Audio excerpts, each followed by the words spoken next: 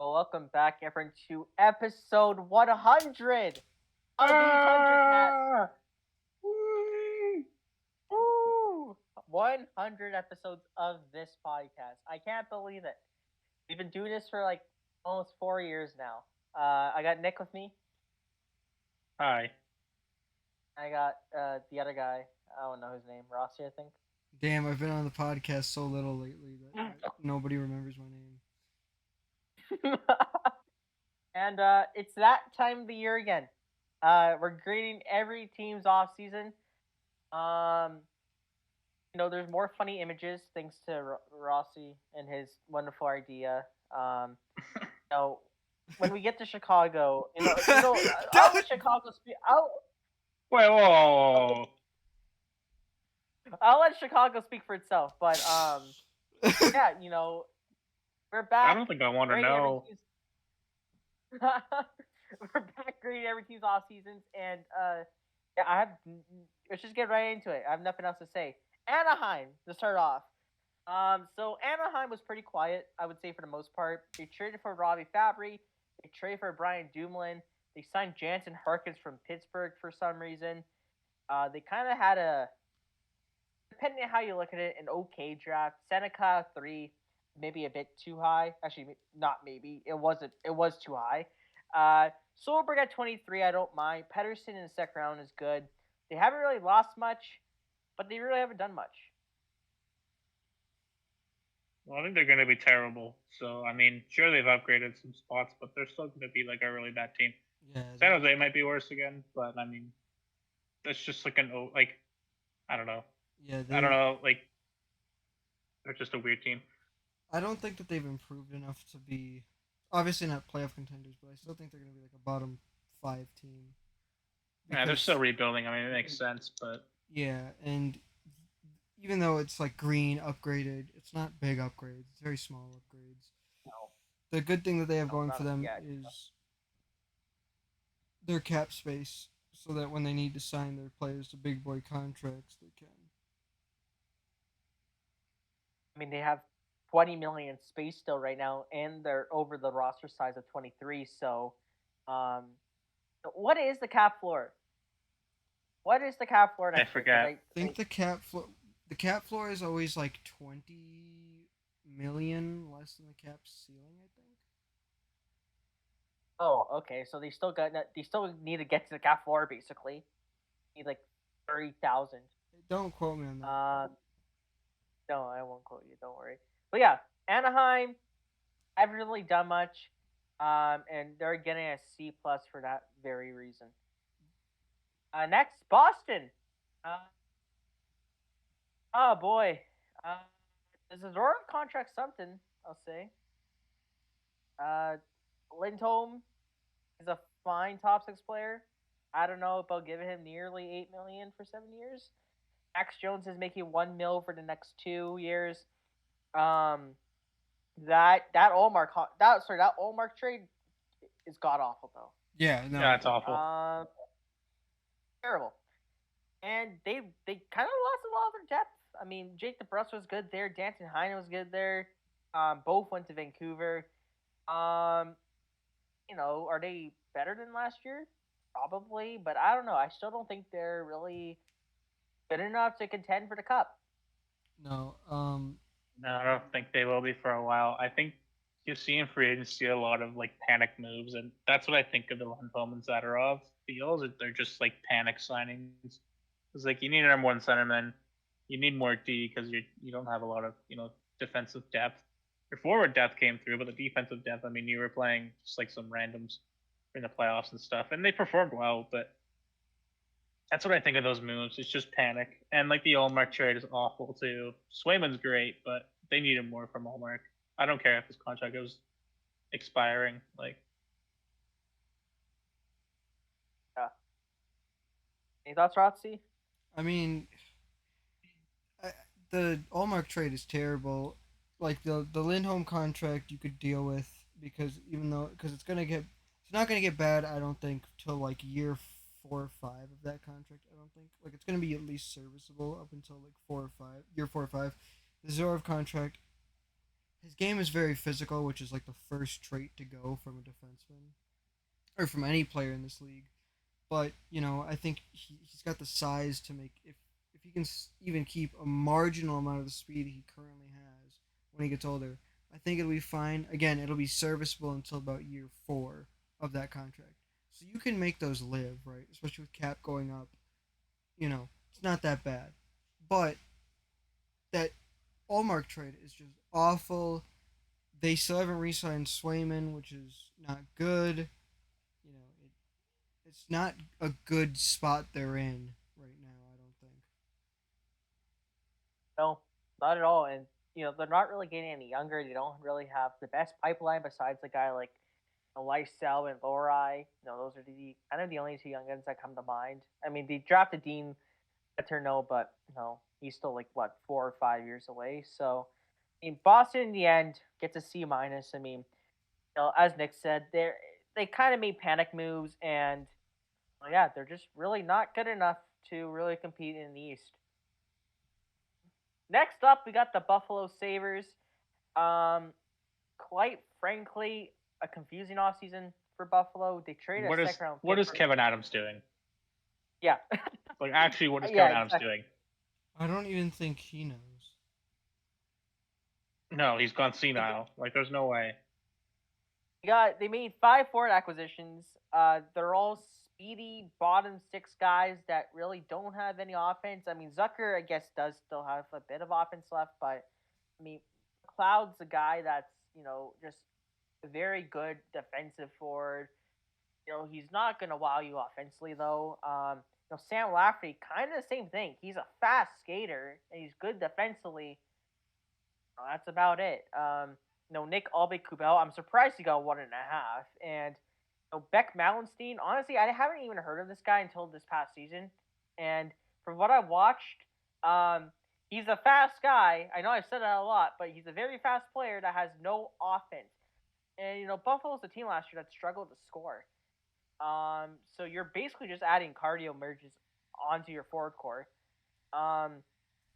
You lost a guy like Matthew Savoy, which is a complete overpay for a guy like Ryan McLeod. I love Ryan McLeod so much, but you're trading away one of your better prospects to get a guy that's probably a third line forward at best. You bought out Jeff Skinner for some reason. I mean, he still got 24, 25 goals last year. There's only 2 years left on that contract. I think he could have easily made that money work. I just don't feel like they took a big enough of a step up for next year. I really don't. Yeah, I think what we're seeing right now is a lot of teams are realizing that the cap is going up and it's going to continue going up, hopefully. So a lot of teams are just saying, why waste a roster spot on something we're not completely happy with and we can just get rid of it, because a lot of teams are buying. We've seen a lot more buyouts in the past 2 seasons than we have, like, I would say in the past 5 or 6 before that, combined. Yeah. I personally, for me, Kevin Adams.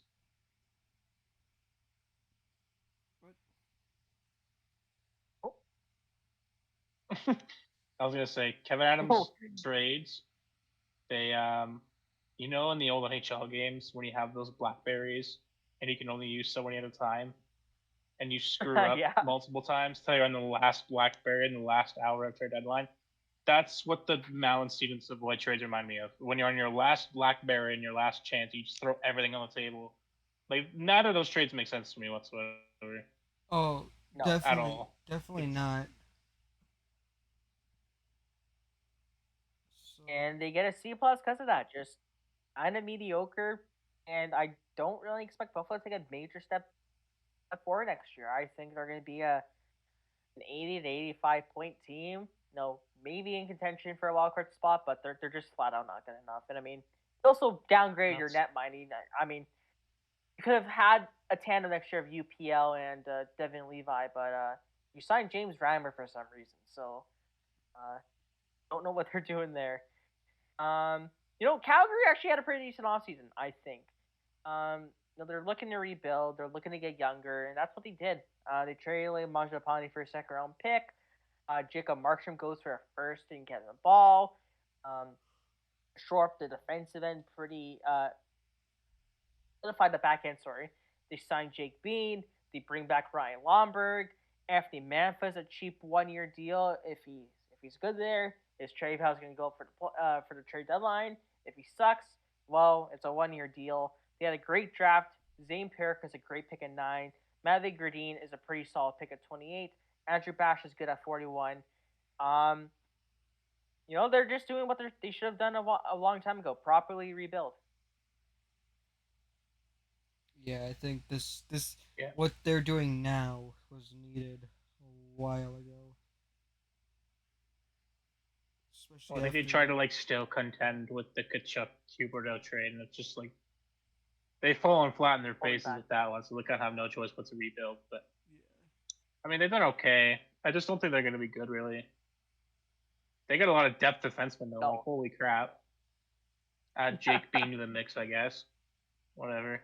I think that Markstrom deal, like Wolf, he still got to sign, but I think he'll be good eventually. Markstrom, I watched a lot of Flames games last year, and he really, really kept them into some games. I think they could have been a lot worse without him at the back end. So I think that's going to hurt them more than I think people think.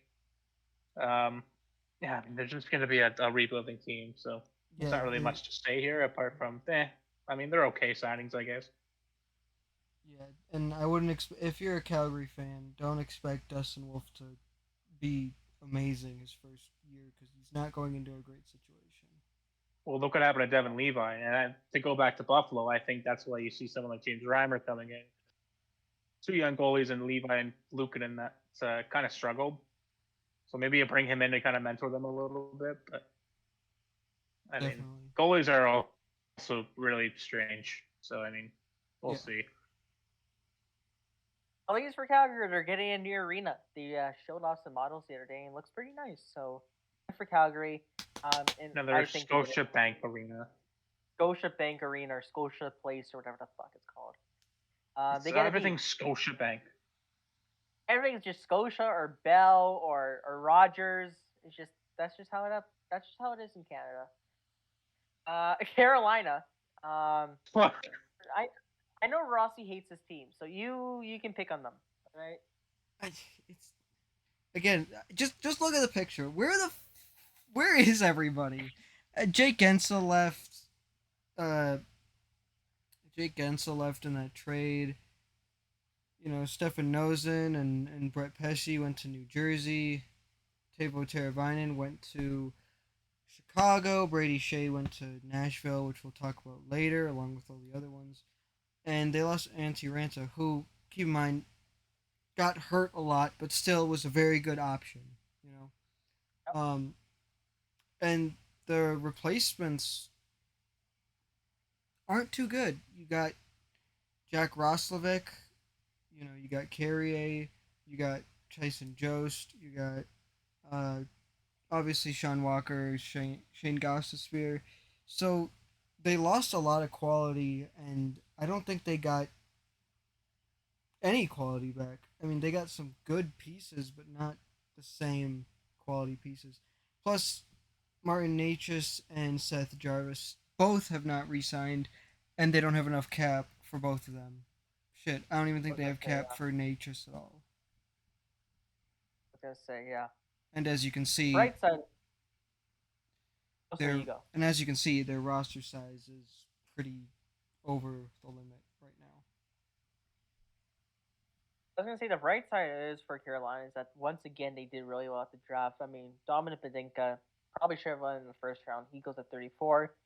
Nikita Artamonov goes at 50. So once again they do what they do well in drafting. But no, I agree. I mean, they really need guys like Scott Morrow and Bradley Nadeau and Jackson Blake to really take that next step up. It's rookies next year to fill in the void of Jake Gensel and Teravainen and Brett Pesce. They're gonna be a worse team next year, and maybe I think their window is really closing here. I think it is. You lose to the Rangers in 6, you're down 3-0. Last year you get swept in the conference finals. The year before that, I think they lost to Rangers again in the second round in 7 games. Like, no, they just can't get over the hump, and they just really need those rookies to really step up. Definitely, and I think that the key for them to even Yeah. remain marginally successful is going to be keeping goalies healthy, which isn't going to happen. Overall grade, we Yeah. gave them a D because I think they last year got was worse. their year. Last Yeah, year was really their that was year, really should have. Yeah, they just sure. we saw that with like the Orlov pickup and whatever, but just hasn't worked. Like I think the Walker and Gostisbehere is just like trying to replace Pesce and Shea, but they're just not the same players. Like Oh, not at Walker all. isn't as good defensively as Pesce, and Gostisbehere is not the same defenseman he used to be. So yeah, they're gonna be worse, and they're really gonna have to rely on their young guys. And Netchus and Jarvis not being signed is a problem. So Oh yeah. Next up, Chicago. Okay, Chicago. okay. Why is he Alright. there? Okay, so ignoring the bottom guy in the bottom right. Why is he not in Chicago Toronto? Why is he there? Chicago did pretty well. Chicago did pretty well. Was Levshunov the guy at number 2? I don't think so, but they obviously like him enough for some reason. Sasha Boisvert goes at 18, Merrick Daneker at 27. But, when it comes to your key additions, I mean, I like Tyler Bertuzzi at 5.5 times 4. They bring back Tara Vinen, who's there like 9 or 10 years ago. He'll be a good playmaking option for Connor Bedard. Ilya Mikheyev is a good bet to take on. He has, I believe, 2 years left at his current cap hit. They bring in leadership and guys who won cups and Pat Maroon and Alec Martinez. You got veteran presence and Craig Smith. And Brody's a good defenseman. I know he had a rough year last year, but I like that bet. And you finally have a goaltender a little off the spot. You're not just trotting out Peter Mrazek. And they didn't really lose anything besides, I guess, Taylor Radish and maybe Tyler Johnson. They upgraded everywhere. I think it was a good offseason for Chicago, even though I do think they should be tanking. They're obviously trying to be a bit more competitive this year, but they had a good offseason. I don't know if they should try and tank, but I think they definitely wanted to get some more support for Bedard, considering Taylor Hall went out pretty early, and that was supposed to be a good duo. So I think all you're doing is just kind of building around him. I think they do a good job in doing that. I don't know if they're going to be like super good in the upcoming year. I don't know if they really make the playoffs, but they should do better with a lot of these signings. I mean, Terry Viner will be great down the middle. Tyler Bertuzzi is kind of that bodyguard for the top 6 there, even like your middle 6. So I actually really like this offseason. And like you said, Russ Watt's a decent goaltender there. You're not just having Mrazek, who's getting hurt all the time and is inconsistent and all that. So a little bit more stability on goal, stability pretty much everywhere else. Pat Maroon's on the team. You know what? I actually take that back. They're probably going to make the cup final and lose. But anyways. Oh, no, I'm talking about Perry. Sorry. They're going to go to the cup and win with Matt Maroon. Great. Yeah. Any thoughts, Rossi? Because you hate the Hawks? You must be like fine.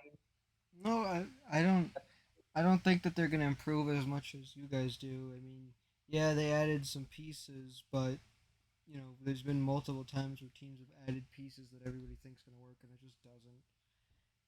And while they did improve a lot, I don't see them taking a drastic leap forward. Like, yeah, they're not gonna be a basement dweller, I don't think, but they're certainly not gonna be close to a playoff team. And I could be wrong, but I just don't see it happening.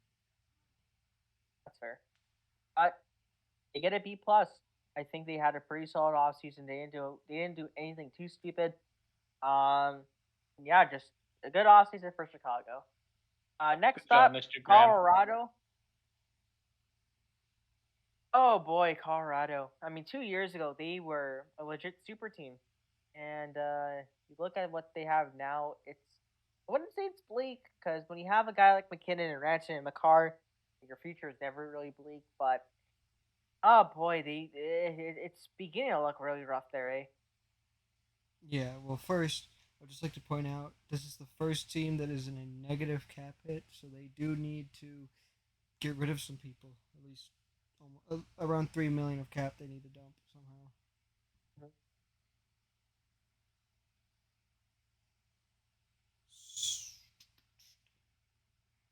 But other than that, I think their only good acquisition is Jonathan Drouin, like returning. Yeah, I think that was like a 1 year deal, around like 3.5 or something. I don't really know the picture on that, but I mean, yeah, I mean, the Jurette and McKinnon dynamic duo works together in the QMJHL. They were pretty good together last year.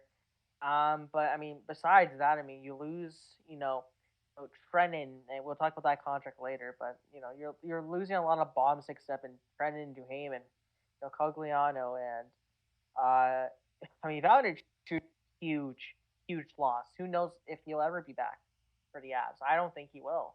I don't think so.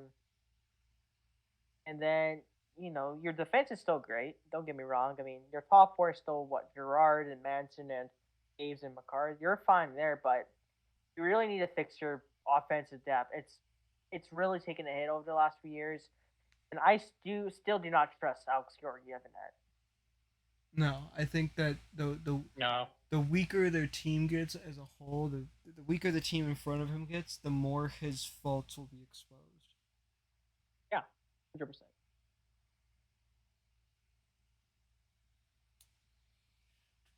But I do think that Ilya Nabokov may work out. Oh, I think he'll be a stud. I think he'll be awesome. Definitely.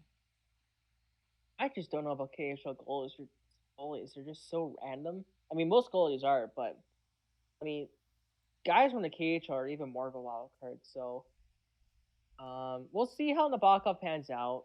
But the Avs get a D plus. I mean, bringing back Duran was good. Signing Eric Branson was good. You get some depth in Kelly and Dahan, but I mean, they'll still be a contender next year. Don't get me wrong, but they really need first you got to try to get under the cap, and secondly, you need to find a way to somehow get a top 6 winger, because if Nichushkin isn't back, your offensive depth just looks weaker and weaker. So we'll see what the Avs do heading into the season. Columbus didn't do much, actually. Caden Lindstrom got drafted. Elick and Garner went in the second round. They didn't really lose anything. I mean, we mentioned Jake Bean's going to Calgary. Texier is kind of whatever. I'm surprised. I'm actually shocked they didn't qualify Nylander, because he had a great end to the season. He was really good there. It seemed like he actually found a fit, and they're just like, no, we're just gonna move you too. It's like, what? And then their only big acquisition was Sean Monahan, and I don't know, man, that contract kind of reeks. Yeah, that's pretty steep. That's risky deal. I get that he had a bounce back year, and he was actually really good with Winnipeg when he was there too. But that is a shocking contract for what he was like 2-3 years ago. Like, that's a risky deal. It's like they're banking on him and Goudreau regaining that chemistry. We'll see how that pans out. And they brought back Jack Johnson, so there's that.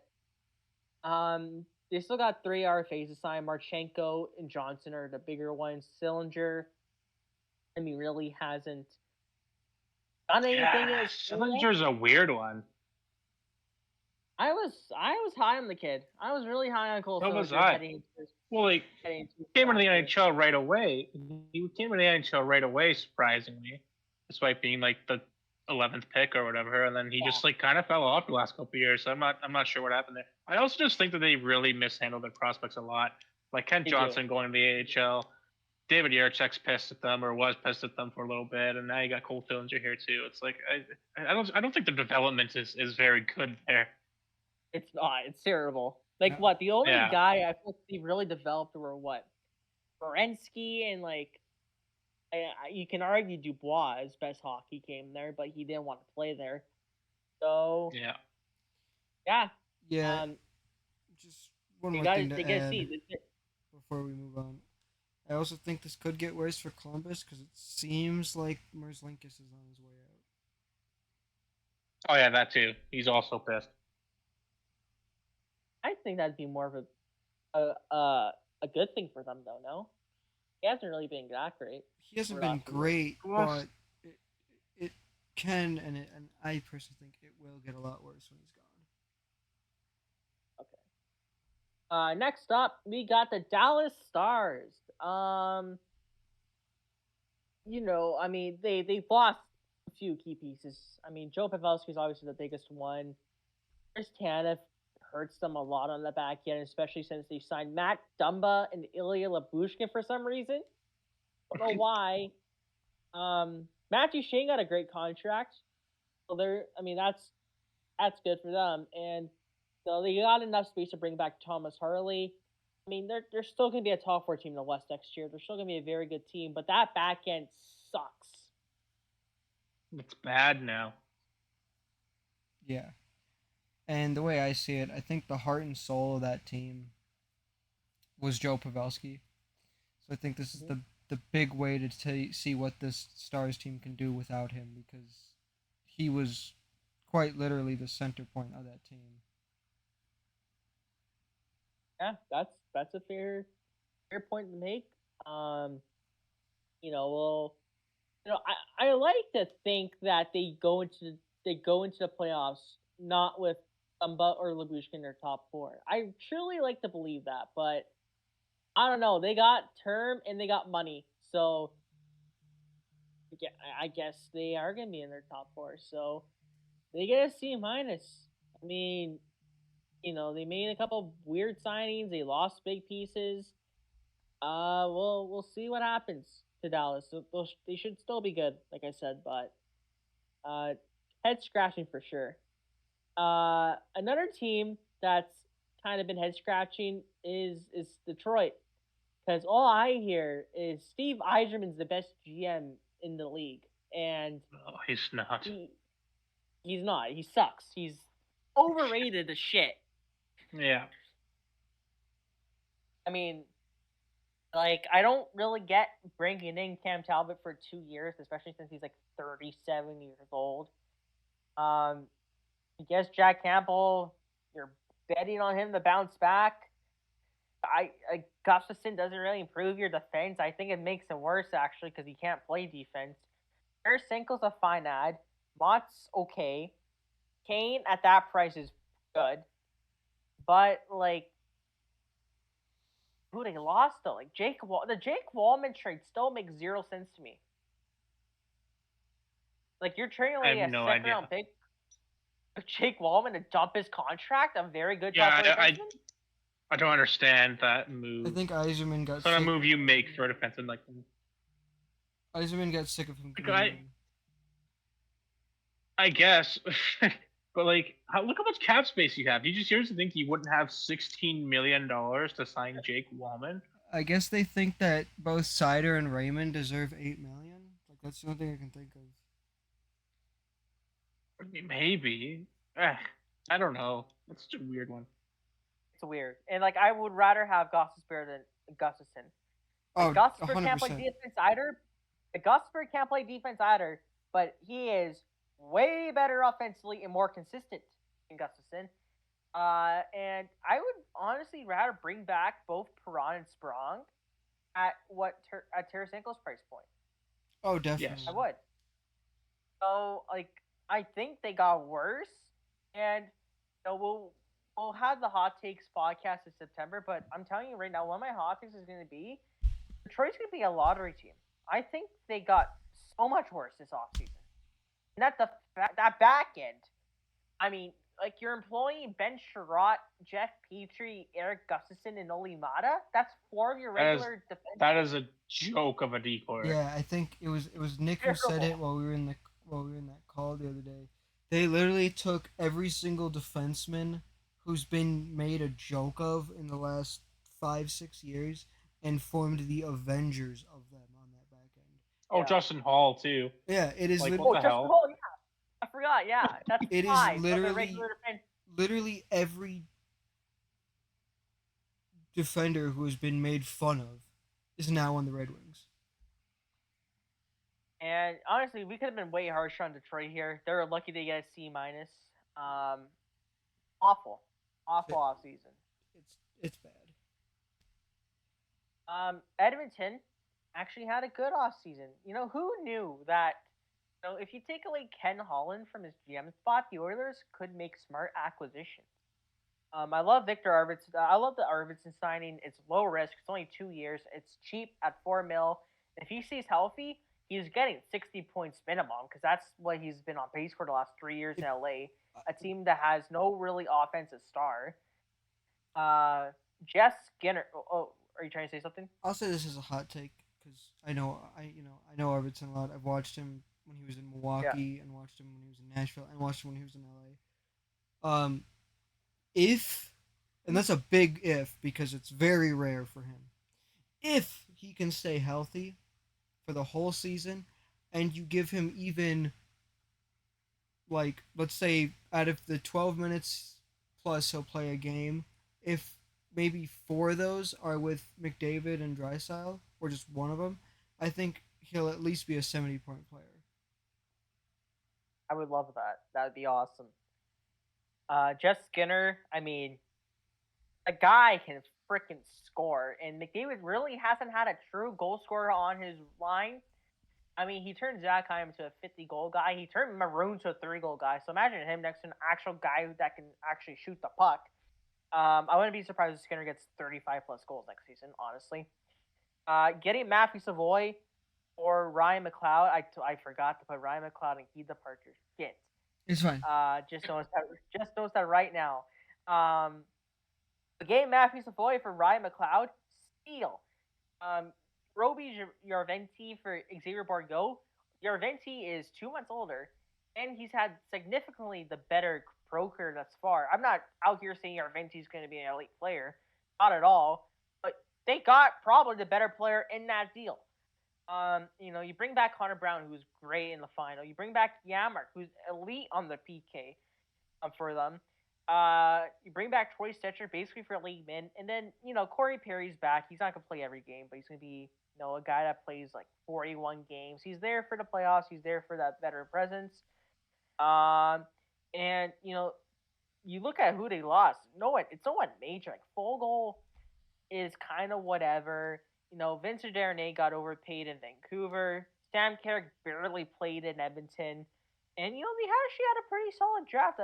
I like Sam O'Reilly at 32. Hopefully he, you know, kind of goes the path that Easton Callan did this past season. And Emil Vinny was probably the best goaltender in this draft besides Carter George. So I love the offseason for the Oilers. They still got to get under the cap to re-sign Dylan Hawley and Philip Broberg, who both also played well in the playoffs, but I don't think they'll cost them that much.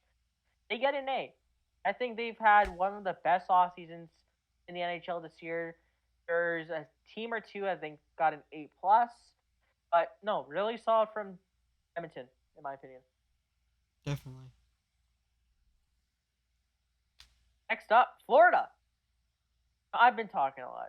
Rossi, you can take over for this. Ooh, well, the defending Stanley Cup champions went out and, you know, I would say they didn't do anything major. You know, they kept the status quo. You know, yeah, they lost a few pieces, but I don't think that they lost anything major. To be honest, like even what they downgraded, I still think that they're very good there. You know, they brought back Chris Drieger. Yeah, they're over the cap, but you know, I think that this is just one of them. You know, the defending Cup champion is just keeping status quo. I think that they still have the core that they need to keep going. Yeah, that's fair.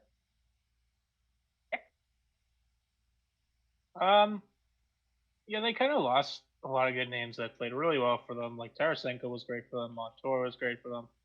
Olaf Ekman Larson even stepped up and was really good for them somehow. And you know, I don't think they added anyone major, as what Rossi said there. I think they've tried to add a little bit more depth. I mean, Jesper Boqvist might be really good. I mean, they got his brother Adam Boqvist there.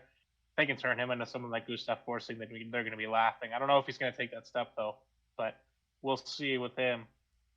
And you bring back Drieger again for some, for some stability and goal.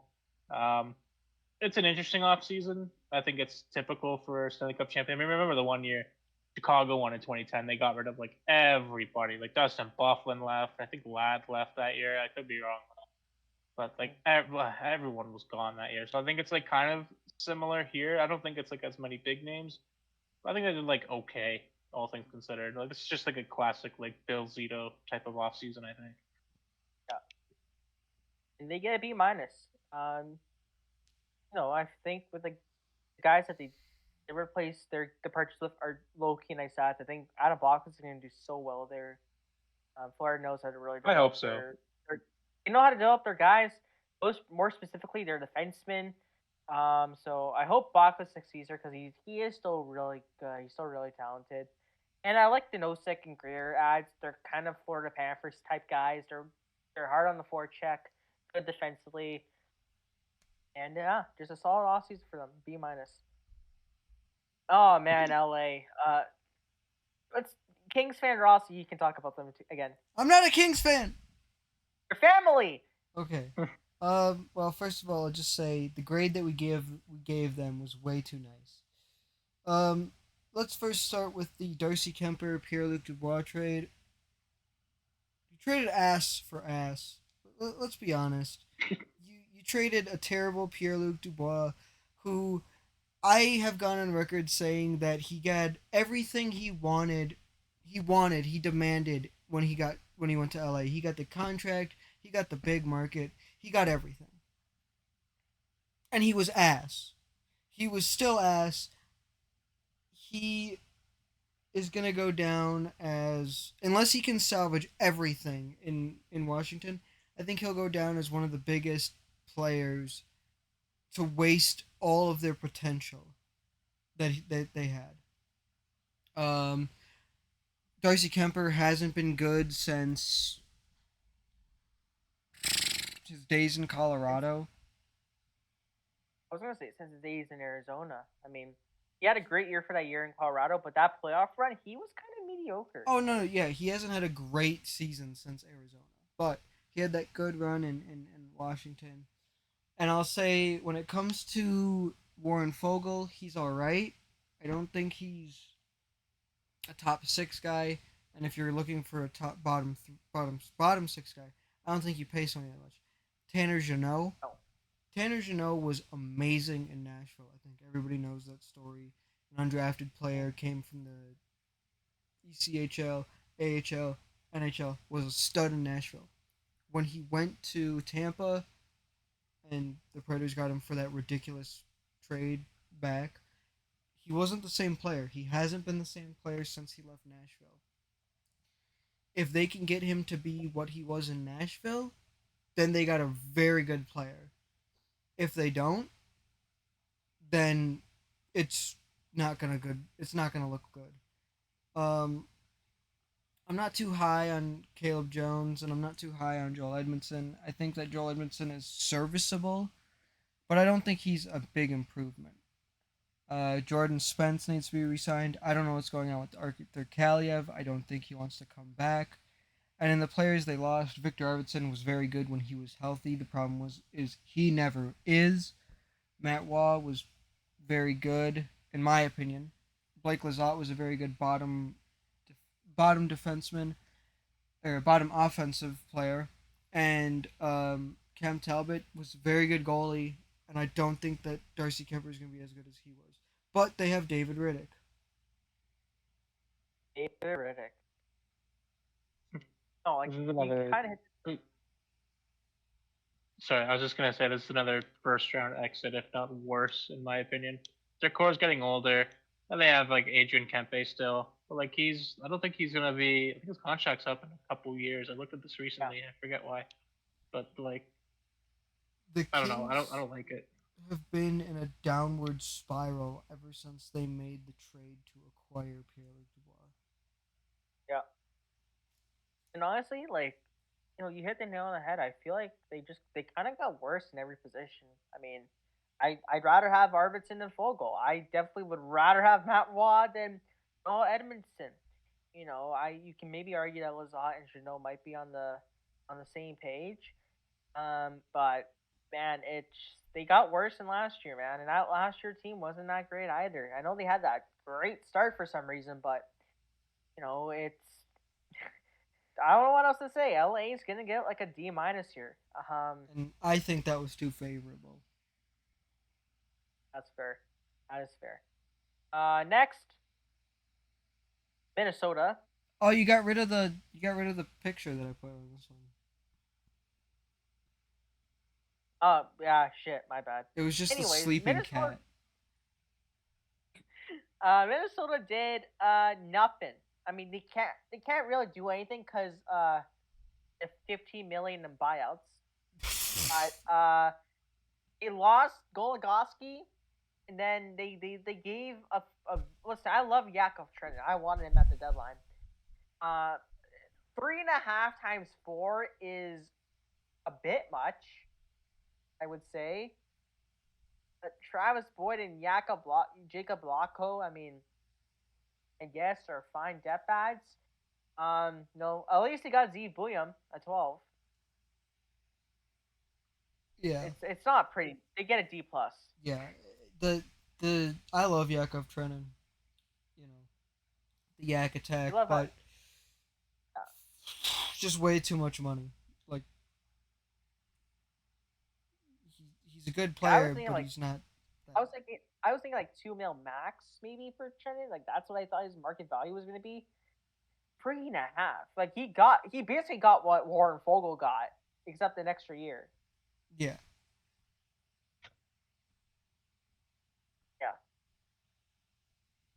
Yeah. Next up, Montreal. They did nothing. They did nothing. They literally added no one. They lost Tanner Pearson. They lost Tanner Pearson and Kovacevic, and then they added nobody. Legit nobody. I think they added one player, and that was like Alex Barry-Boulet. Yeah. Justin Barron is waiting to be re-signed. Yeah, I mean they have 4.5 in cap space. That should get done soon. You know what's been funny? He's been calling Kent Hughes, and there's been no answer. It goes straight to voicemail. The call that you've tried to reach has been sent straight to voicemail. Please leave a message. Beep. Hey, listen, I'll give them this. Ivan Demidov at 5 is great. I don't know why it says he's a defenseman. What the hell?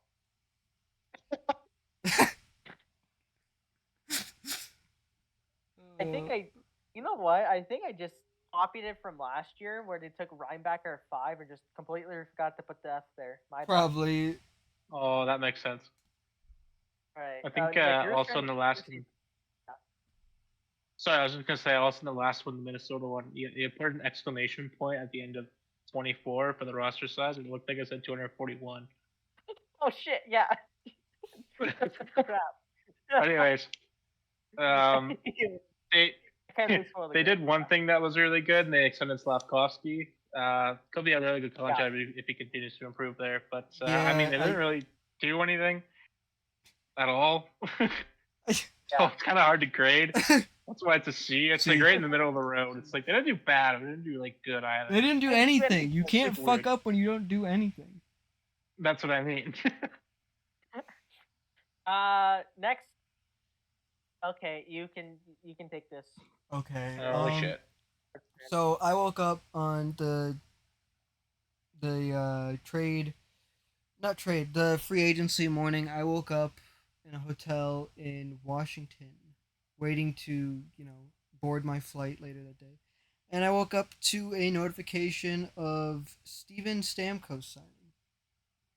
And I was like, holy shit. My dad was next to me. And I was like, holy shit, Dad. Look, we just got Steven Stamkos. And I thought that was it. I was like, holy shit. The Predators have signed a big name free agent since ever. So that was my big hype moment.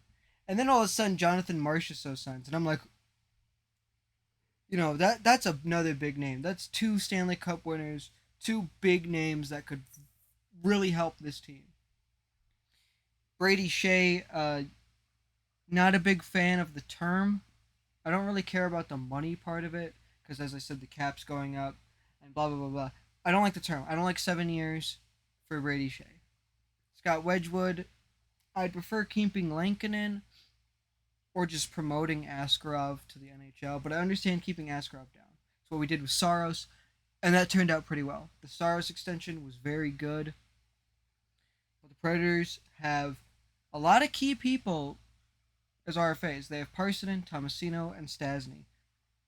Those 3 need to be re-signed. Delgaizo could be re-signed, but those 3 need to be re-signed. We don't have a lot of cap room. We're going to need to do some playing around with trades and stuff.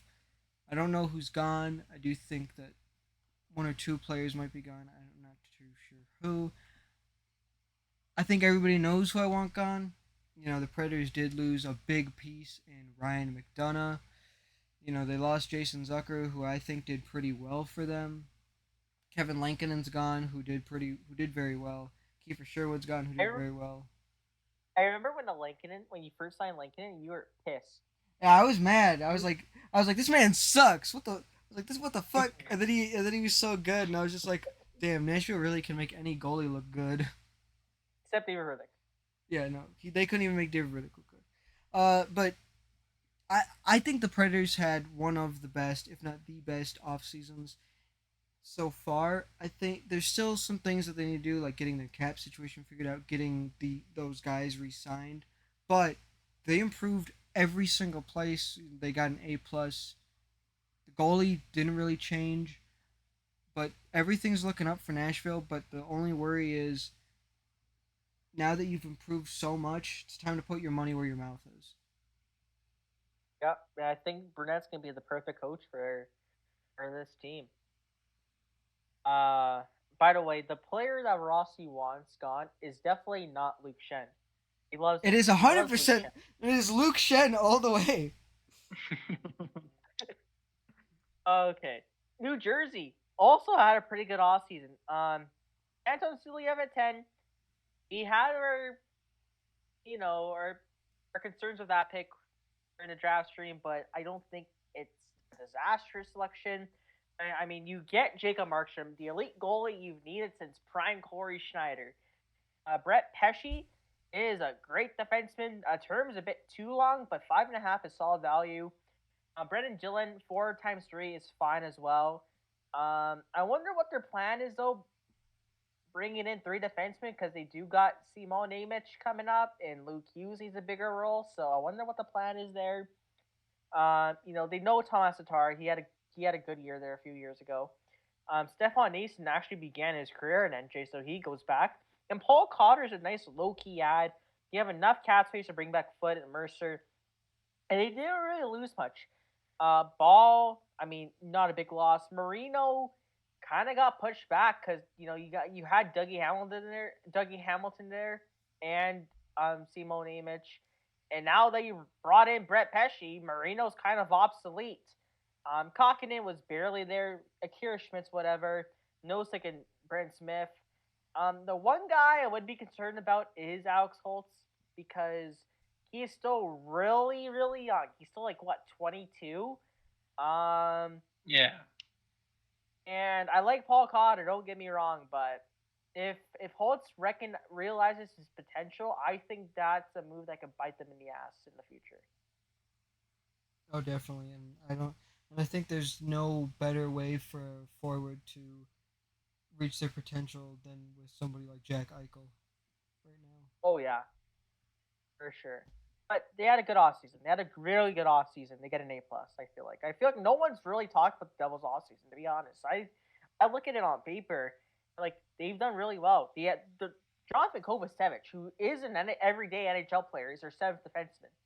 I think that the reason it's not being talked about more, why it's become one of the more underrated ones, is maybe because they didn't get their first option at goalie when it came to a goalie. Yeah, Saros would have been nice, but yeah. Hey, Markstrom is a damn good backup option. He's good. Sure. Definitely. Yeah, their forward core looks really good. Their D core looks really good. They improved in goal. I mean, this is a playoff team on paper. If they can stay healthy, if Jack Hughes can stay healthy, Third this is a round. playoff team. I Telling you think. right now, third round, 100%. Yeah. They also hired Sheldon Keefe as their coach, so we'll see. That's interesting, We'll though. see. That'll be weird how that turns in. First round We'll see exit. how. The Islanders. Hey, Lou isn't asleep. He signed 2 guys. Well, he saw our I like video. it. He saw our video last year where we gave him a Z minus minus. It was like, I'm gonna show them Duclair. Duclair and how do you say this guy's name? Max Filipov? Saplakov? He's supposed to be pretty good, from what I've heard. They had a good draft. I like Cole Eiserman at 20. He's a great pick, and he really lost nothing. And I don't think there's any rush to sign Wallstrom. He hasn't really done anything. I don't really think this is a playoff team, but I don't think they're really that bad of a team. I feel like they're like a 94, 95 point team. Like they're right in the mix. If they make it, they're out in the first round. But for what they've done this offseason, I'll give them a C plus. Yeah, their status as a team overall hasn't really changed. They're a boundary team. Hopefully, Lou doesn't make Duclair cut his hair, because that's Duclair. I need you to cut and your shave hair. his beard too. Yeah, I can. Yes, yeah, it's to shave his beard. Shave that beard. Yeah. This is a team that we all hate, so we can all make fun of because they've done nothing as well. The Rangers, I mean, they're not good. Like I've said this last year, and I'll say it again. You're carried by your power play and Igor. All right. If Igor Shesterkin was mid and your power play was like outside the top 5, you're low-key not anywhere close to a playoff spot. But Riley Smith, I mean, didn't have the greatest year in Pittsburgh, so you're taking a kind of the big risk on him there. And I don't know why you're giving Sam Carrick 3 years. The guy sucks. He's not good at hockey. He was basically scratched for like 3/4 of our playoff run. So I don't know what they're doing there. And then they lost Rosovic, Wenberg, and Wheeler, and didn't really replace any of them. This team sucks. Yeah, I agree. They were just looking at the stats from the Vegas, like the year that Vegas won the cup. So what was that, 22, 23? Yeah, 22, 23.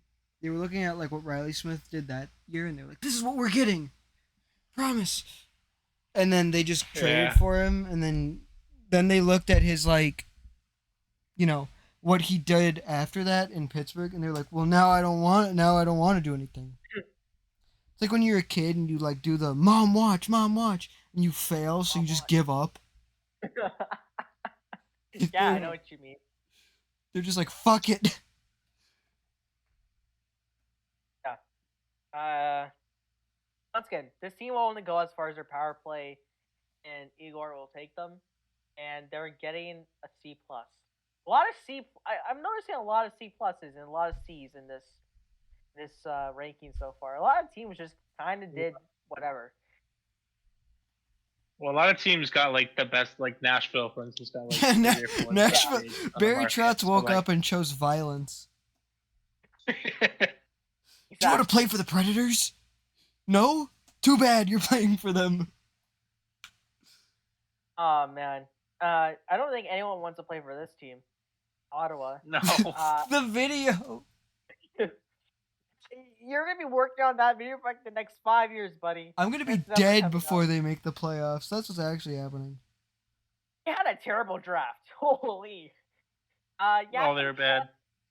7. Before Perrick. Overrated. Before Z William. Before Dickinson. And then Gabriel Eilson. Like, isn't he just like some enforcer from Sweden? Yes, this is basically the Ben Roger pick here. Yeah. This is what this is. Swedish Ben Roger. And, I mean, you got nothing back for Chicker. Like, I like Nick Jensen, but... Oh, that was terrible. That was a horrible trade. Yeah, but I think...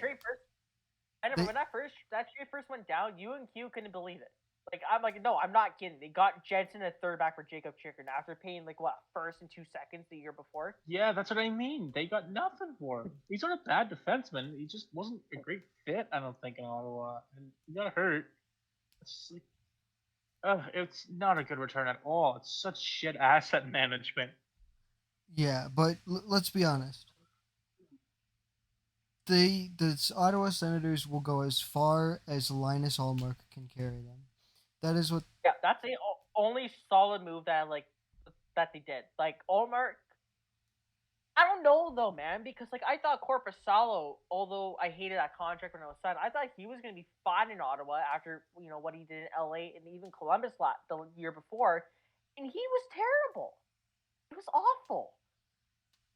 Like I think Allmark is probably a .910 goalie at least there, but like, dude, that team sucks. They can't they're not good offensively, but they're also not that good defensively, and they can't really score. They can't, they just hit. Like that's Ottawa's entire image, I guess. They just hit everything in sight, and they suck at everything else, despite some pretty good stars on that team. What year did Eugene Melnick die? 22. So, just for everybody listening to this, I was working the video that we're talking about. We've all agreed that it will not come out until they make the playoffs. I have been working on that video since 2021.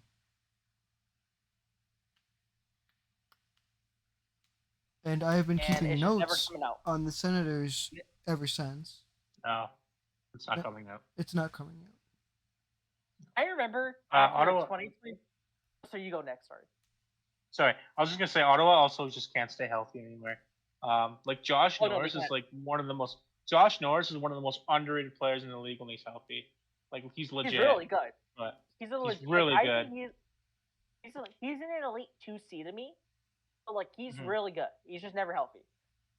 Really good, and then Drake Batherson as well. Really good, but yeah, can't stay healthy. I don't know what it is with Ottawa. And like, what happens with Brady Tkachuk? Is he going to be pissed off? Like sign team for the next 7 years.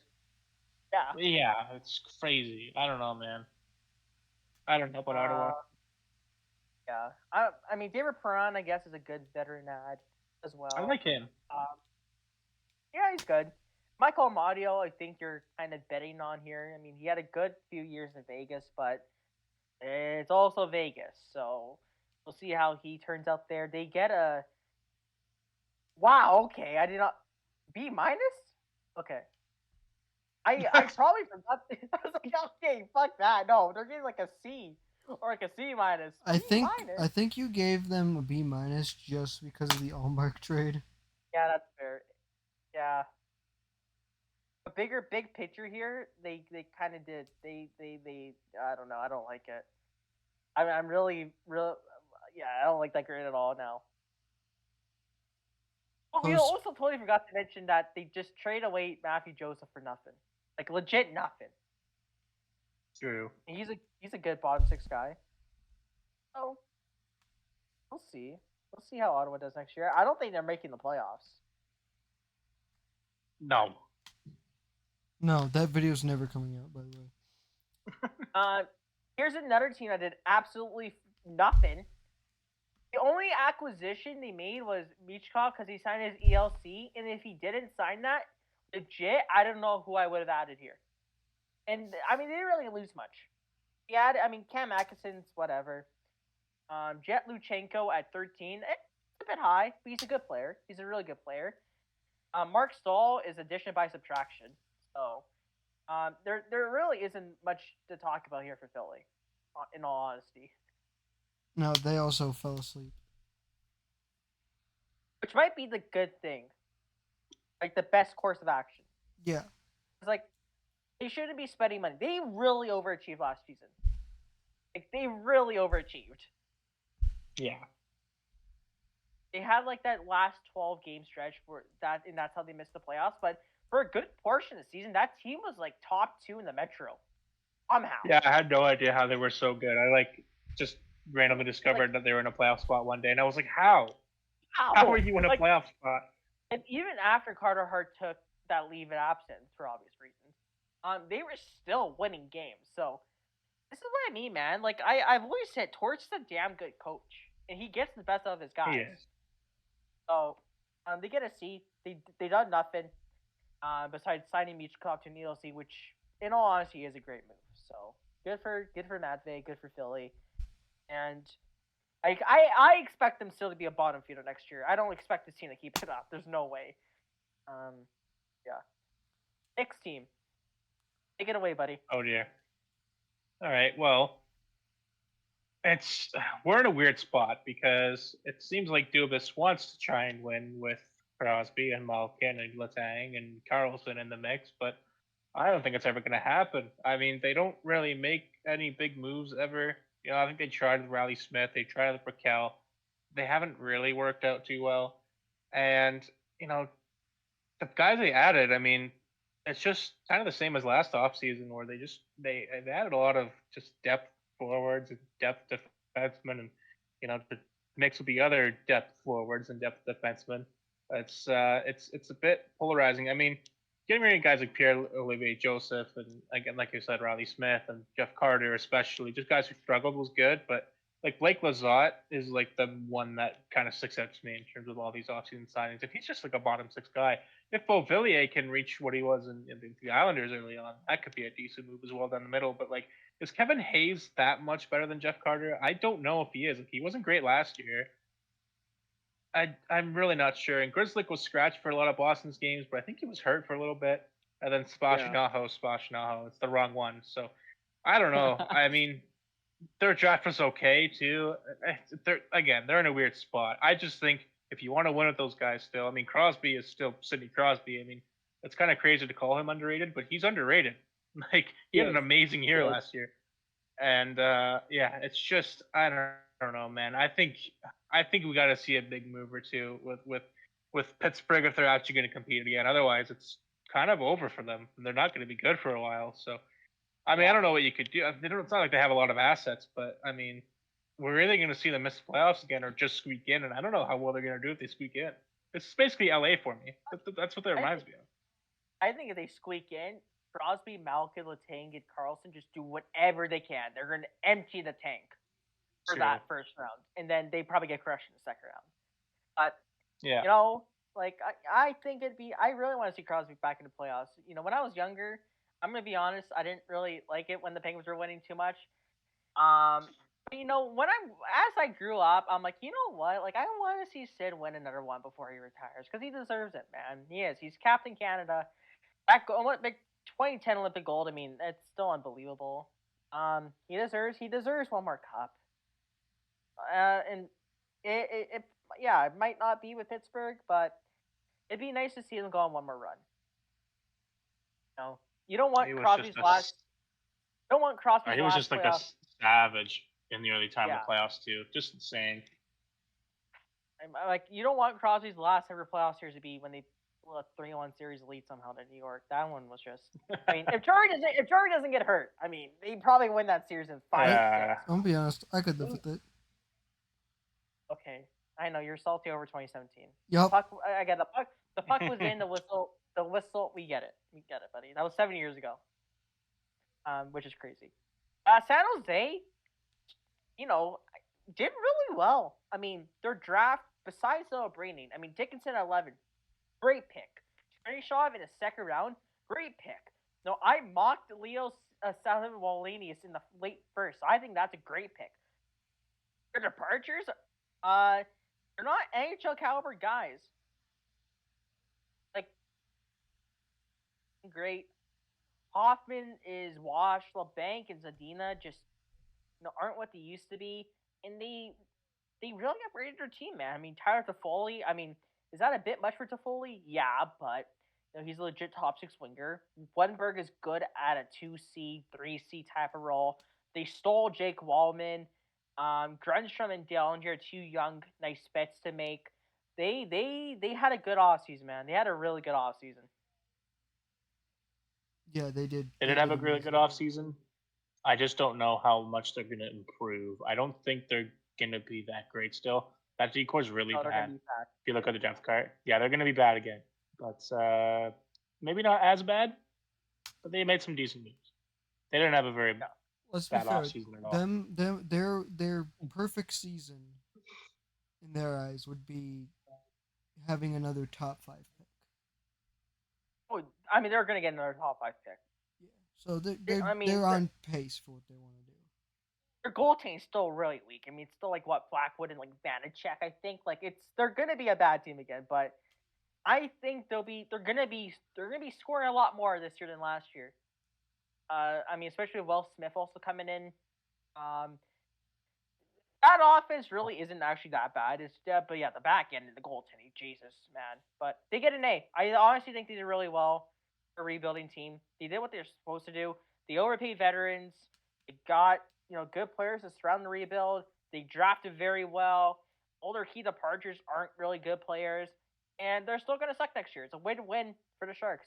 They get an A. I just say I don't know if I like Will Smith because he wears number 2 as a forward. It just looks so weird. Ugly. It's and ugly. I think Rutger McGroarty is going to do the same thing because he wears number 2 for Michigan, and I'm like, why are you guys picking all these low freaking numbers? I know. I'm like, why? What is this team like? Anyways. So we go from A to an F here. Okay, listen, Seattle, did they get better? Yeah, they did. I mean, Chandler Stevenson is a fine middle 6 player. Brendan Montour is a fine top 4 defenseman. The contracts they got, though, holy shit, man! Like, those are like honestly, Stevenson is gonna get bought out in 3 years. I'm telling you right now. He is not a $6 million guy. Like, he's probably a guy I would give like 4.5, like maybe 3 to 4 years. He's a complimentary guy. He doesn't drive his own line. He doesn't. And Montour had like that one elite season where he put up 70 points. But he is what he is. He's a 35, 40-point defenseman. That's pretty solid defensively. You don't give 7 years, $7 million to that type of guy. So it just kind of seemed like Seattle's owner is like, hey, we got to make the playoffs next year. And then Ron France is like, okay, I'll spend most of my money on 2 decent players. The bad thing is they haven't even re-signed Beniers. Yeah, I don't know what's taking so long on that. That's weird. And also, like, I don't know what the point of these signings are either. Like, Montour is not quarterbacking your power play. You have Vince Dunn. And, like, does Stevenson get onto your PK or your power play? I don't think so. That's why they get an F. Yeah, they improved, but at what cost? And their cost is future salary cap implications, especially so much young talent coming into the future. I mean, Shane Wright's going to be RFA, I think, next year. Jagger Ferguson is going to be coming up. David Goyette's going to be coming up. Ehlert Shawley's going to be coming up. When those guys are off their ELCs, these guys are going to have 4 years left remaining, and they're going to be in their, mid-30s? It's not going to be. It's not. It's a disaster waiting to happen. They get the Crocker F. Next, St. Louis. Really haven't done much as well. Kind of like the theme of this video. Well, like what Nick said, when 2 teams do like everything. Yeah. Like 3 teams this entire thing just did everything. Nashville, Chicago, and New Jersey's got everybody. There's no one else. Like, the only free agent signing at St. Louis, actually, 2 of them, I guess, were Theo Joseph and Ryan Suter. And, like, I don't know if that really improves your decor. I think it just kind of stabilizes it. I like Joseph. I like the Adam Joseph. He's a fine bottom 6 guy. Attic Faxa really has fallen off. Texier, I guess, is worth a shot. You lost Hayes, who's kind of whatever. Ron, like, they're just still really mid. They're still really mid. And, they'll probably second wild card and then lose in the first round. That's what their ceiling is at this point. I don't really see this team taking too huge of a step up. I think they're going to be bad. I don't like that Suter deal at all. I don't understand it because their decor is already really old and underperforming and Yeah, expensive. And Torrey Krug might not play hockey ever again. Like, I yeah. mean, you look at their draft; they just drafted 3 defensemen in a row. Like, they really need to fix that defense. I don't think they really did that. I like, No. yeah, I don't think they're going to be good. Like, they have Robert Thomas; he's excellent, and they, whatever. Jordan Kyrou's great. But like, I don't think they're going to be good at all this year. Now, I really don't think so. No. I know Rossi's secretly happy about this. He hates this team. He hates Jordan Binnington. And yeah, they're getting a C plus. Just like half the video is they've done nothing to really improve. And yeah, next up, Tampa Bay. Bro. Oh boy, this was hard to rank. This was really hard to rank. I mean, Jake Gensel being a Lightning is still really shocking. It doesn't sound right. Cam Atkinson's a nice buy low ad. I like Gergensen as a 4C, especially at that cap hit. I think the biggest shocker was that Sergachev trade, man. I disagree. Like when I heard, Yeah. I think that you disagree. when everything came out and what Stamkos has said about it, I think the biggest shocker, at least for me, is the way they treated Stamkos on the way out. Yeah, I agree. You know what? That's a good Yeah, point. like the way he talks, like they just basically said "fuck you," you know.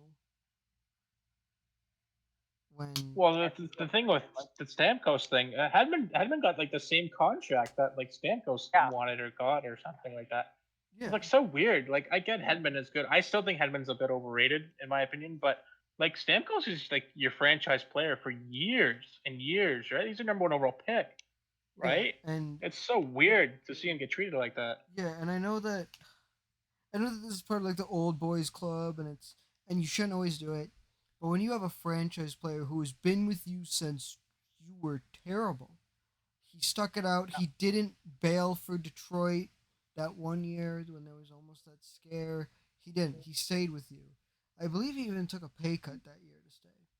Yeah, he did Oh, 100%. yeah. Yeah, He he would wins. have easily got like 11 million in free agency that Yeah. year. 100%. You win a cup with him, multiple cups with him, and he's your franchise player. Now is the time you repay all of that, and you give him the contract he wants, and that's just what you do. You know. So Yeah, just to seeing it disrespected like that, just yeah, I don't know what their plan was with that, what their motive was. Was it or still like, hey, this guy's gonna be, 34 this upcoming year? We don't want to go long term with him. Was that the idea? Like, yeah, I'm kind of as confused as you guys are. even so, it makes no sense. like the term Nashville gave him, you know, isn't bad. 4 years is good. Yeah. Like unless if he wanted a 4 or 5 year deal, you do it.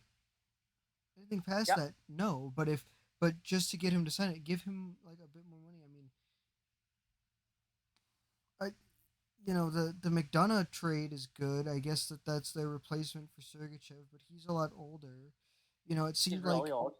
the Stamkos thing was like, hey, we want to get younger, and then they get McDonough and JJ Atkinson. Moser might be good though. Like he was decent with Moser's Arizona. good. Moser's really Yeah. underrated in my. I like. Oh him. yeah, definitely. Yeah. But I think he was like a second round pick and as like an overager, and then he made the team like Yeah. right away. You barely see like even like picks outside of top 10 make the jump right away. This guy was a second round pick. He played immediately, and like in Yeah. a pretty heavy role. Like he was playing top 2 minutes. oh yeah, definitely. Yeah. So like he's been that's the acquisition I like for Tampa, and I mean like Sergachev. It's been a rough go for Sergachev since signing that extension. I mean he hasn't really been healthy. His role keeps decreasing and diminishing. And you know what? I like that fit for Utah. I think he's going to do well there. He's probably going to be playing top pair ice time with, I want to say, Sean Dursey. That could be a good pair there.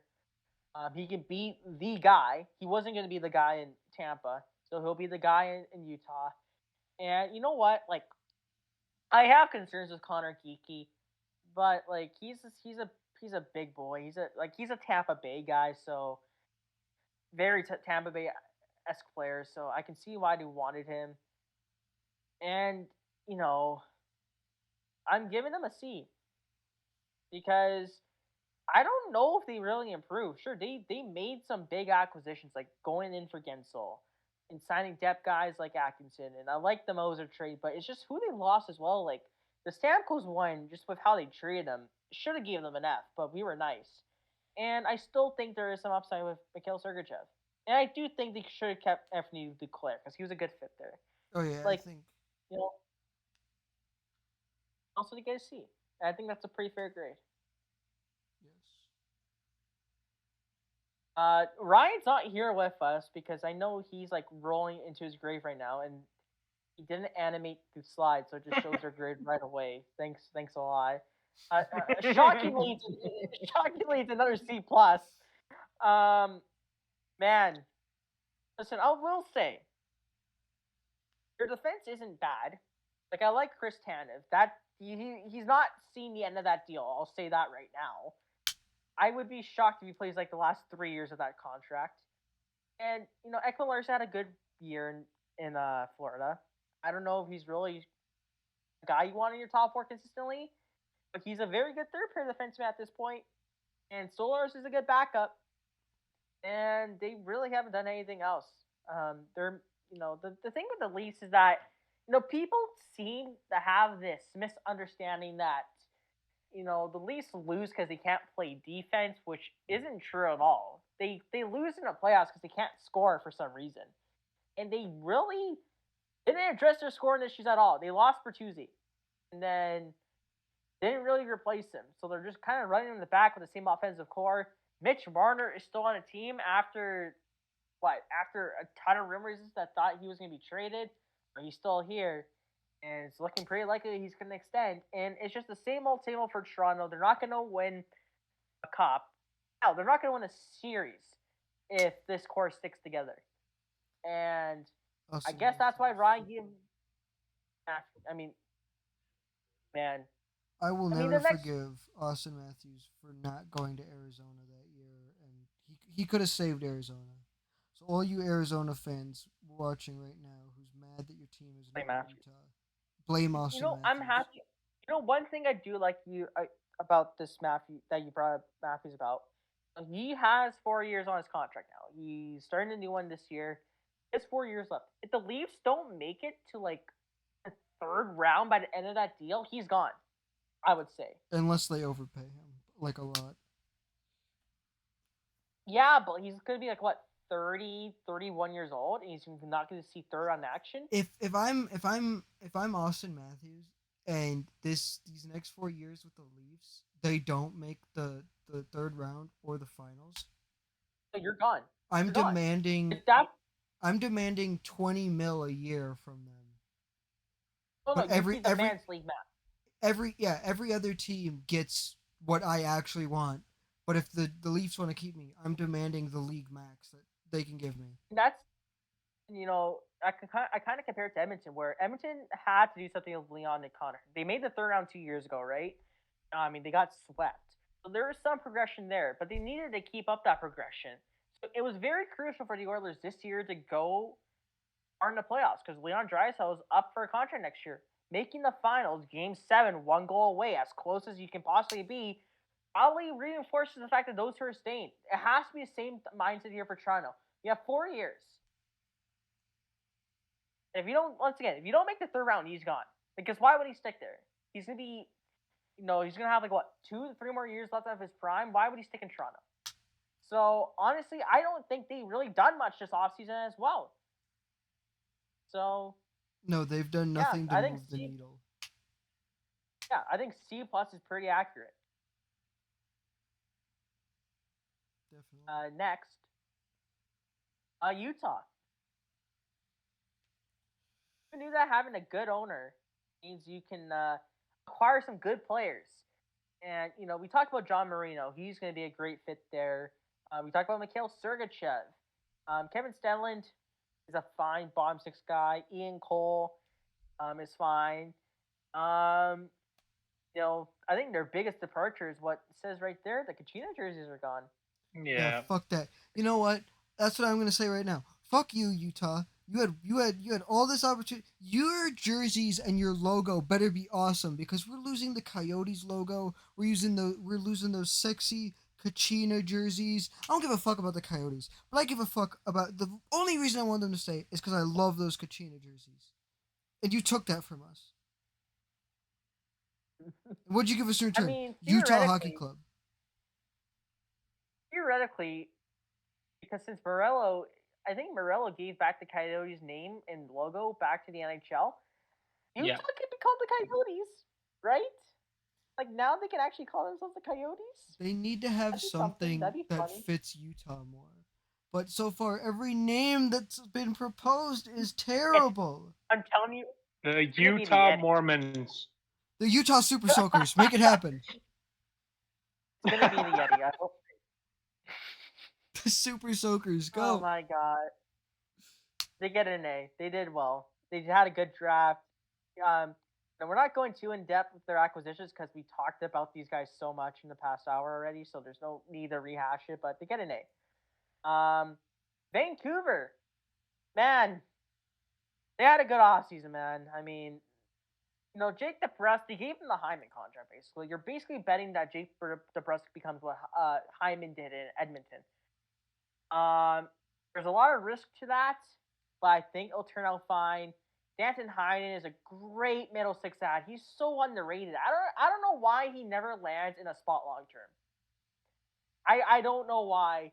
Kiefer Sherwood had a good year for Nashville. Yeah, if I recall correctly. yeah, he was good. He did very good. He definitely proved that he can be the exact type of player that a team like Vancouver is looking for. Hard to play against. Can score when needed to. Good defensively. He's a good player. Exactly. Daniel Sprong, 900K. That's a steal. He might be one of the worst defensive players I've seen, but like he can score. But back end, I think took a big hit. I mean, I love Vinny Darnay. He's an elite. I love him on the PK so much. 2 million is not great to say the least. And Derek Forber, I guess, is just the new Ian Cole per se. I think they did well in not giving Zadorov that contract. Lindholm, got overpaid. I'd rather have, DeBrusk and Heinen than Lindholm. That's exactly what it was. Lindholm got 7.75. DeBrusk and Heinen is 7.75. Right? So I think they made the good bet there. They should still they're going to be a top 2 team in the Pacific. They're going to get a home ice advantage. They're going to be up there with Edmonton. And honestly, they get an A. I think they had a great offseason despite their decor getting worse. Yeah, 100% agree there. Like, DeBrusk is a good ad. I wish we saw Heiner on Pittsburgh because he's obviously a really good middle six guy. Real good with Boston. Daniel Sprong's a steal. I don't think, Darren and Forbert aren't as like physically punishing as like a Zadorov is, but like they get 2 defensemen kind of in the same mold for like way cheaper. So that was a good business move there as well. But they did really well. They're going to be good for probably a little bit longer. Yeah. Next up, Vegas. Man. I mean, Trevor Connolly at 19 is a good pick. But they've done nothing. I mean, Victor Olsen. I mean, you're just hoping he regains chemistry of Jack Eichel from their days in Buffalo. Yeah. Ilya Samsonov is a huge wild card. Alex Holtz. I mean, if Alex Holtz can realize his potential from when he was drafted, the grade goes up by a lot because I still think there's untapped potential there. But Vegas just lost so much from their team, man. I mean, Paul Cotter was a good bottom six guy. Logan Thompson was an excellent tandem goalie for Aiden Hill. They don't even have that insurance anymore for when Hill gets injured because he gets injured a lot. Michael Amadio and William Curie were solid bottom six guys. Maffa was okay there, but they lost a key piece in John Marchessault. And Rossi talked about how Tampa treated Stamkos. Vegas treated Marchessault like crap as well. Like Marchessault was saying, like, they didn't really make me an offer, and then when he did, it was a weird contract structure that he didn't really like. And even Kelly McCrimmon came out and was like, "Yeah, we didn't really want to sign Jonathan Marchessault, and fans need to understand that it's a business." Like, I mean, we That's know weird. Vegas. Yeah, it's weird. I mean, Vegas does this a lot. We know this, but They Marchessault are was your contract famous. winner last year. They are famous for treating players like shit. Like this guy's an original misfit. He's been with you guys since day one. He won you guys a Conn Smythe last year. And that's how you treat him? Now, Really? yeah, my whole question is their goaltending. They didn't really acquire much. They acquired Samsonov and Schmid, so that kind Not of Logan make Thompson. that yeah. They dropped Logan Thompson. That makes me think: are they betting on Robin Leonard coming back? No, I think Leonard's done. I think so too. Like even if he does come back, like to play a few games, I doubt he's the same player. You know. I mean, yeah. I mean, he's been over Nah, on. man. He's been away for like 2 years now. Yeah. So I doubt he's So the same player. Everybody knows how much I love Robin Leonard, but yeah, he's been gone for too long. And whether that was his choice, whether he needed to stay gone due to injury, or it was just Vegas doing what they're known to do and treating players like shit, and making sure that he stayed gone so they could manipulate Cap. But it's too late now. I think. I think he's been gone for too long. I don't think he'll do good. And the way he's been paid, I think he's got a $5 million deal. Well, Vegas needs more players on LTIR, so I think he's going to just go right back that's on fair. LTIR. I think he's done, and that sucks to say, but it's over. Yeah. Well, they get enough because they're still going to be a good team. I don't think they're top. I don't think they're a top two team in the Pacific though. I think when you look at what Vancouver did and what Edmonton did, they're better than last year. Vegas is worse. I mean, hell, Vegas had a really good team last year, and they still only finished third in the. Actually, no, they finished fourth in the Pacific Division. Sorry, pardon me. Yeah, so we'll see how it is. They're still going to be a good team for the next few years, but I don't think they're going to be the elite of the elite as they were in their prime. Final two teams here, if my computer can load. There we go. Washington had a great offseason. I don't know why they're trying to buy because the last few years have shown that this team is severely slowed down, and they should probably be doing the opposite and selling everybody. But it looks like they're just trying to get Ovechkin the goal record as fast as possible. Dubois. I mean, we know that's a terrible contract, but is there a chance he can somehow rebound in Washington? I think so. I think he'll get first line ice time. In LA, he was playing on the third line, right? So we'll see how that ends up. Mangiapane is a great ad. It only cost them a second round pick. Duhaime is a good bottom six physical presence. Radish has played a lot with Dylan Strome back in Erie, so some connections there. Matt Roy is better than Nick Jensen. And then for next Jensen, you got Jacob Chikrin. So now your top four is Chikrin, Carlson, and Sandin and Matt Roy. That's way better than last year where you had guys like Martin Fieravalle playing in your top four. And then you got better goaltending. I like Logan Thompson over Darcy Kemper. And they also made the biggest acquisition of the offseason in getting cap friendly. They did not make any friends with that. Can I just? Is that real? Are they really 11 million in debt right now? Yes, I think they that's are. what I think that's Backstrom and Oshie being counted though, and they'll go on LTIR. So it's not that bad. No wonder they put out cap friendly. Yeah. Guys, don't look. No. What are you guys' thoughts? Do you agree that they should be just selling off everybody? Because they should. I think what they're opinion. gonna do. Probably. They're gonna keep retooling, reloading, to get Ovechkin, to keep Ovechkin happy, get him that goal record, and then it's over. Then they're just gonna sell. And once Ovechkin's done, it's over. But I think it's the same thing with the Penguins. As long as Crosby, as long as Ovechkin are there, there's still You gotta contend. There's still that fire, and you have to keep going. You can't tank when they're there.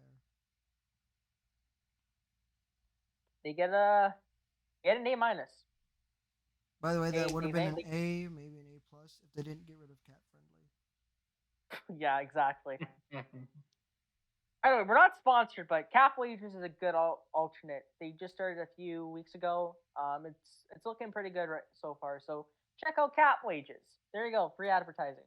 And last but not least, this shit team, Jets. They're terrible. I can't. I don't have any faith in them. Last year, so many people had Winnipeg picking Winnipeg over Colorado. And I was one of the few that were like, I don't know, man. Like, I don't really like Winnipeg. I picked Colorado.